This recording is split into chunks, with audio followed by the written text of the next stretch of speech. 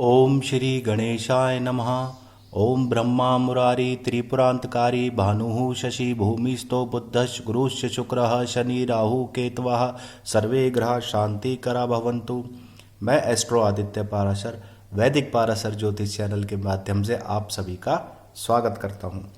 आज मैं आपको गुरु की दृष्टियों के बारे में बताऊंगा कि गुरु अपनी दृष्टियों का व्यक्ति के जीवन में क्या फल देता है, और जब भी गुरु की दृष्टि प्रथम भाव में होगी तो क्या फल देगी।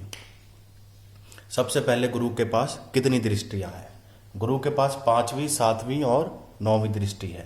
मान लीजिए गुरु आपका लगन भाव में बैठा है तो वह यहाँ से 1 2 3 4 5वीं दृष्टि, 7वीं दृष्टि और 9वीं दृष्टि से देखेगा। दृष्टि हमेशा वहीं से गिनी जाती है जहाँ ग्रह बैठा हो। और गुरु ग्रह की दृष्टि क्या फल देती है इसके बारे में मैं आपको बताता हूँ। प्रथम भाव गुरु कुंडली का लगन भाव। अगर गुरु की दृष्टि लगन भाव पर होगी तो वह क्या फल देगी।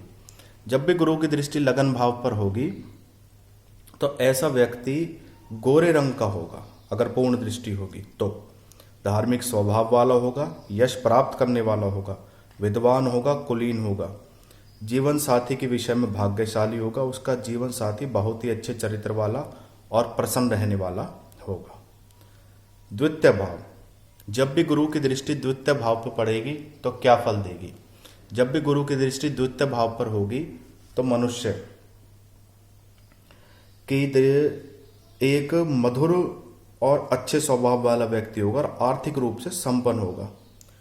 अगर वह किसी कारणवश अपना पैतृक धन गंवा बैठता है तो वह उस धन को दोबारा एकत्रित करने की क्षमता रखता है अपने बौद्धिक बल पर और अपने शारीरिक बल पर। वित्त वर्गों में वह प्रिय होता है, परंतु जब तक अपनी पिता की संपत्ति उन पर खर्च करता है। जब वह स्वयं मेहनत करता है तो वह अपने मित्र वर्ग पर ध्यान नहीं देता। वह अपनी मेहनत की कमाई बर्बाद नहीं करता, फिर भी उसके मित्र उसका साथ नहीं छोड़ते हैं। क्षमा कीजिए गया, फिर उसके मित्र उसका साथ छोड़ देते हैं। तृतीय भाव, जब भी कुंडली के तृतीय भाव पर गुरु की दृष्टि होगी तो क्या होगा। यह पराक्रम का भाव है।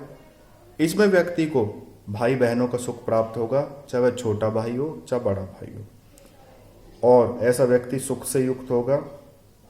उसकी स्थिति में भाइयों के प्रति आदर होगा और उसके भाई उसके मुकाबले अधिक धनवान होंगे।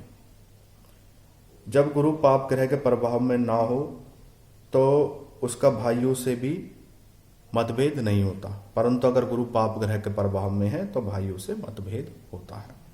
कुंडली का चतुर्थ भाव। अब चतुर्थ भाव क्या कहता है। जब भी गुरु की दृष्टि चतुर्थ भाव पर होती है तो ऐसा व्यक्ति भाग्यशाली माना जाता है। वह भूमि और वाहन का शौकीन होता है, भौतिक सुख प्राप्त करता है, पिता को भी बहुत सम्मान देता है, शिक्षा भी अच्छी प्राप्त करता है, शोध कार्यों में रुचि लेता है, वैज्ञानिक भी हो सकता है, एक अच्छा डॉक्टर भी हो सकता है, लेकिन एक प्रोफेसर भी हो सकता है। माता पिता में केवल वह अपनी माता को ही सम्मान देता है। पिता से उसका कई बार किन्हीं कारणों से, बहुत रेयर चांस होते हैं, मतभेद होता है। वह शिक्षा के क्षेत्र में कई बार ऐसा होता है कि सफलता नहीं मिलती अगर पाप ग्रह की दृष्टि हो, यहाँ पर शत्रु ग्रह बैठा हो। तो ऐसे व्यक्ति को चाहे शिक्षा कम मिले परंतु फिर भी वह धनवान होता। कुंडली का 5वां भाव जो संतान का भाव माना जाता है। ऐसे में व्यक्ति की जो संतान होती है आज्ञाकारी होती है। व्यक्ति पुत्र युक्त होता है, पुत्रवान होता है, और जीवन साथी के पत्रिका के आधार पर पुत्र संतान अगर ना हो तो अलग बात है। और कई बार किसी शत्रु और पाप ग्रह की दृष्टि होने के कारण उसे संतान के सुख से वंचित रह जाता है और उसे केवल धन का ही सुख मिलता है। कुंडली का छठा भाव क्या कहता है। जब भी छठे भाव पर गुरु की दृष्टि होगी तो क्या फल देगी। छठे भाव पर गुरु की दृष्टि व्यक्ति को चतुर्थ और धूर्त स्वभाव वाला बनाती है। ऐसा व्यक्ति अपने धन को नष्ट करने वाला होता है। ऐसा जातक निरोगी होगा, अपने शत्रुओं का नाश करने वाला होगा, परंतु क्रोधी स्वभाव का होगा। और धनवान उस पर देखा जाए तो धन उस पर मध्यम स्तर का होता है, अगर वह फायदे में भी नहीं रहता तो नुकसान में भी कभी नहीं रहता। सप्तम भाव, कुंडली का सप्तम भाव क्या कहता है? जब भी सप्तम भाव पर गुरु की दृष्टि होगी, जब भी सप्तम भाव को गुरु पूर्ण दृष्टि से देखेगा तो ऐसा व्यक्ति धनवान होगा, यशवान होगा, भाग्यशाली होगा, व्यवहारिक होगा, समाज में सम्मान पाने वाला होगा। परंतु लेकिन इस भाव पर सूर्य की दृष्टि नहीं होनी चाहिए। अगर कुछ हद तक सूर्य की दृष्टि पड़ जाती है तो ऐसा व्यक्ति कई बार व्यभिचारी भी हो सकता है। अष्टम भाव, कुंडली का अष्टम भाव क्या कहता है? कुंडली के अष्टम भाव में गुरु को में जब भी गुरु की दृष्टि होती है तो ऐसे व्यक्ति को 8वें वर्ष में, 24वें और 27वें वर्ष में विशेष रूप से बीमार पड़ता है और मृत्यु तुल्य कष्ट भी हो सकता है। विशेष ध्यान रखना चाहिए ऐसी आयु में। और ऐसा व्यक्ति राजदंड और कारावास का भी भय रहता है। सरकारी पद पर होगा तो उससे ऊपर के और नीचे के अधिकारी उसके खिलाफ षड्यंत्र रचने का प्रयास करते हैं। नवम भाव क्या कहता है? गुरु का नवम भाव, जब भी नवम भाव पे गुरु की दृष्टि होगी तो ऐसा व्यक्ति अच्छे कुल और खानदान वाला होगा, उसकी संतान उसकी आज्ञाकारी होगी, वैराग्य और संन्यास में रुचि लेगा, परंतु गृहस्थाश्रम भोगने के बाद अपने गृहस्थ धर्म का बहुत अच्छी तरह पालन करना जानता है और ईश्वर प्राणिधान में उसकी भावना होती है। ऐसा व्यक्ति एक अच्छा ज्योतिष, वकील और जज भी हो सकता है। इसके अलावा कुंडली का दसम भाव क्या कहता है? जब भी दसम भाव पर गुरु की दृष्टि होती है तो जातक सम्मान प्राप्त करने वाला होता है, धनवान होता है, यशवान होता है और संतान भी उसके पक्ष में रहती है। भूमि और वाहन का सुख प्राप्त करता है और कई बार गलत व्यभिचार में पड़ने के कारण वह अपना भूमि और धन गवा बैठता है, इसलिए उसे गलत संगति में नहीं पड़ना चाहिए। कुंडली का एकादश भाव, ये एकादश भाव है। जब भी इस पर गुरु की दृष्टि होती है, पूर्ण दृष्टि होती है, तो ऐसा व्यक्ति खूब धन कमाता है, एक से अधिक उसके पुत्र होते हैं, कला प्रिय होता है, संगीत प्रेमी होता है, अपने बड़े भाई से लाभ प्राप्त करता है, विद्या का स्तर ऊंचा होता है, विद्या के माध्यम से बहुत अधिक धन कमाता है। और ऐसा व्यक्ति थोड़ा खर्चीले स्वभाव का होना चाहिए, उसे अपने खर्चों पर नियंत्रण रखेगा तो बहुत अच्छी बात है। द्वादश भाव, ये जमा का भाव है।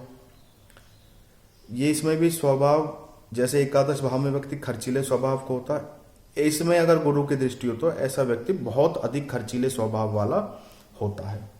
यही कारण वह अपने जीवन में दुखों को अर्जन करता है। नींद की परेशानी हो सकती है, उसे स्लीपिंग डिसऑर्डर का शिकार होता है, गुप्त शत्रु उसके खिलाफ षड्यंत्र रचते हैं।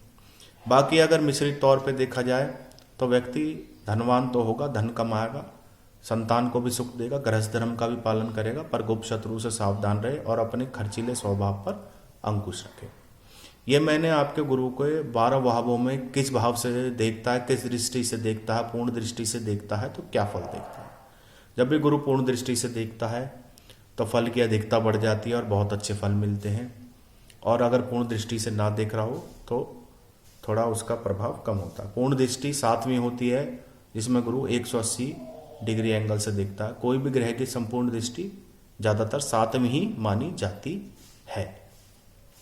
इसके अलावा जब भी मैंने आपको बताया कहीं ऐसा चांस हो जब गुरु अशुभ प्रभाव दे, गुरु नीच का हो और उसकी दृष्टि हो, या शत्रु ग्रह पर दृष्टि हो, या वह भाव पाप युक्त हो, तो उसमें आपको क्या करना चाहिए। वैसे तो गुरु की दृष्टि अमृत के समान है, बहुत अच्छा फल देती है, परंतु पाप ग्रहों पर उसके अगर दृष्टि हो या शत्रु ग्रह पर तो उसके प्रभाव में थोड़ी सी 30 से 40% तक और हो सकता 60% तक भी कमी आए। अब आपको गुरु ग्रह के क्या उपाय करने हैं। सबसे पहले अगर आप सक्षम हैं, स्वर्ण पर गुरु का यंत्र बनाएं और उसको मंदिर में रखें और पूजा करें। धारण कर सकते हैं स्वर्ण पर, तांबे पर या पीतल पर गुरु यंत्र बनाकर आप उसे धारण करें 5 मुखी रुद्राक्ष के साथ। इसके अलावा आप 3 दाने 5 मुखी रुद्राक्ष के पहनिए। स्वर्ण जड़ित 5 मुखी रुद्राक्ष की माला भी पहन सकते हैं अगर आप सक्षम हैं। 3 दाने 5 मुखी रुद्राक्ष के पीले धागे में पहने और बृहस्पतिवार के दिन गुड़, चने और केले का दान दें गरीब लोगों में। मंदिरों में पुस्तक बांटें हर बृहस्पतिवार के दिन, जैसे हनुमान चालीसा, राम रक्षा स्तोत्र आदि, और रामायण का पाठ करेंगे अगर बृहस्पतिवार को तो वह भी आपके लिए फलदायी होगा। और गुरु यंत्र मैंने आपको बता दिया, 5 मुखी रुद्राक्ष मैंने आपको बता दिया। इसके अलावा जब भी गुरु अशुभ प्रभाव दे रहा हो तो अपने वजन अनुसार, जैसे आपका वजन 70 किलो है तो 7 रत्ती का सोने में पुखराज धारण करें, तो उससे भी आपको फायदा होगा। धातु में सोना और स्टोन में पुखराज। ये मैंने आपको गुरु ग्रह से संबंधित उपाय बताए हैं। और एक उपाय और, इसमें आप पक्षियों को अगर गेहूं डालेंगे तो भी गुरु शांत होगा। और अगर बृहस्पतिवार के व्रत, चाहे गुरु अच्छा हो चाहे थोड़ा गलत प्रभाव दे रहा हो, तो आपके जीवन में अच्छा प्रभाव देगा। आपका दिन शुभ रहे।